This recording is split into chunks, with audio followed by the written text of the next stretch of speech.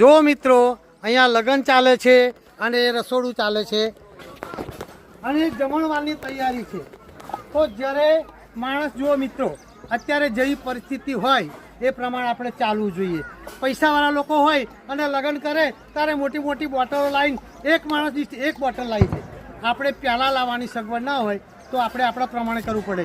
એટલે મિત્રો જ્યારે લગ્ન કરે ને, પહેલાં એવું કહેતા હતા કે લગ્ન કરે ત્યારે નાણાં બોજ્યા હોય તો આગું પાછું જોડી તૂટે નહીં.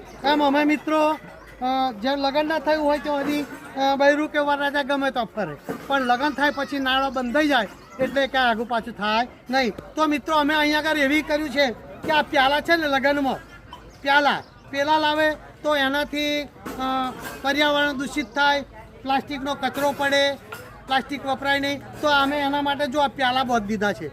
પ્યાલો આ બોધી દીધો અને આ પ્યાલો અહીં જગે બોધ દઈએ છીએ એટલે પ્યાલો આગો પાછો થાય નહીં.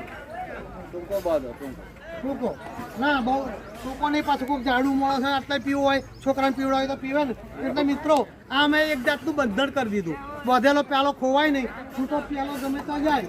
આ પ્યાલો છૂટો છે, મહેમાન આવે બેઠા બેઠા ચાલો જો બાબા એક પ્યાલો ભલાઈને બકા.